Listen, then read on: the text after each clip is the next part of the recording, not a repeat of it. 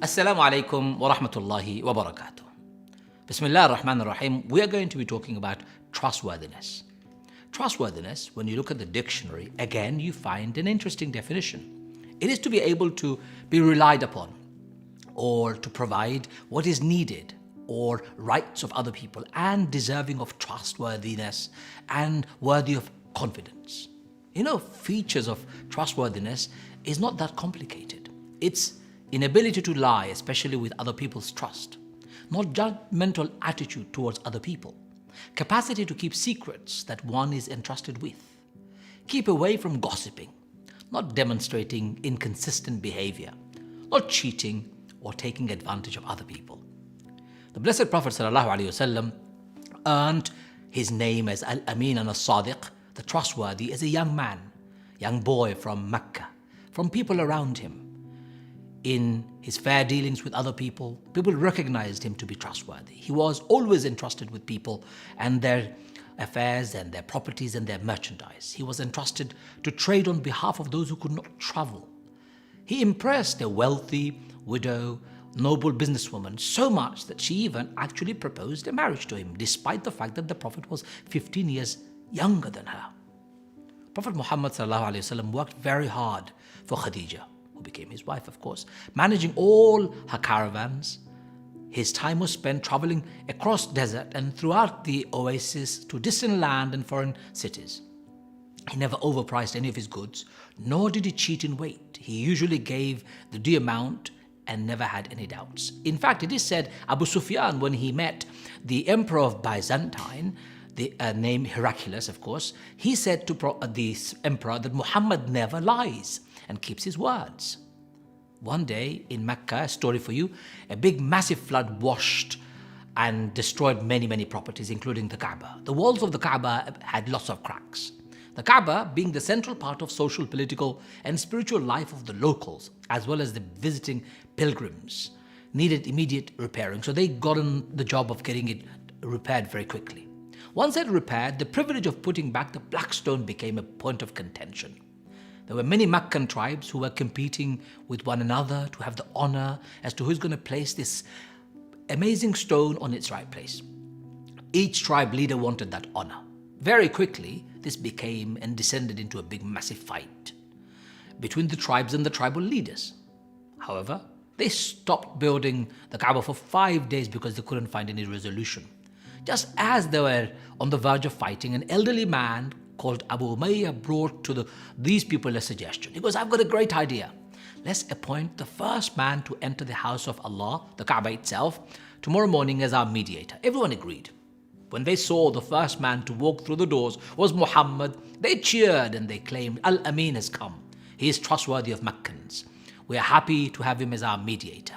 Such was the honor that they gave to beloved Prophet Muhammad ﷺ. Young Muhammad, of course, wasn't a prophet. He carefully thought of a strategy.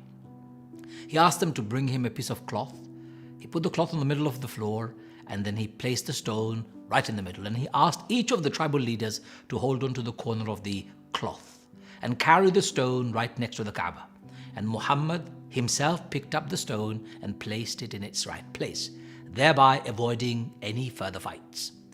This story shows how people of Mecca trusted Prophet ﷺ even before he became a prophet.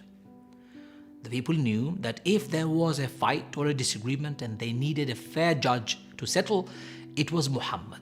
It was always Muhammad. He demonstrated his ability as a fair and wise person, a judge to be arbiter for collective issues, individual issues. Prophet ﷺ was thus called Al-Amin, trustworthy, and he lived accordingly for the rest of his life, known as Al-Amin and As-Sadiq to even his enemies. Prophet Muhammad ﷺ was of course known as Al-Amin by his people. How can we individually and collectively become moral, and lessons that we can draw from the life of our Prophet ﷺ? So let's ask about the first one. Becoming trustworthy is not a training course or a project. It is a personality trait that other people will recognize in you, and it would take a long time. It requires constant and concerted, honest and reliable effort before anyone would recognize you as trustworthy. Trustworthiness is a characteristic trait that is built on consistency in your behavior, and because you're constant and you have got potential, that's how people will recognize it. The Blessed Prophet ﷺ's natural trustworthiness attracted other people to him.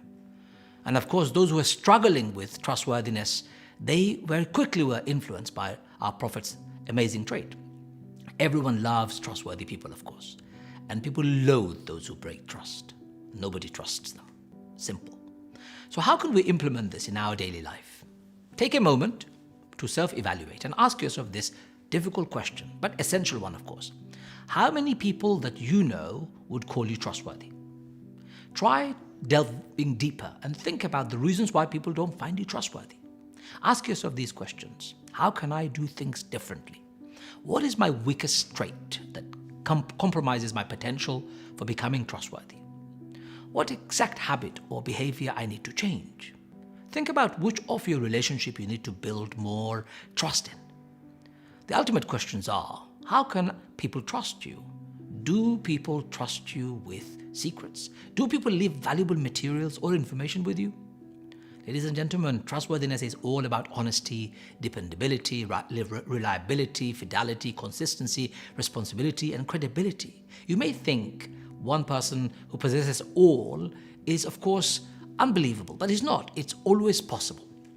It's a goal that was worth setting. It is a challenge that is worth bracing. Can you become trustworthy? I believe we all can.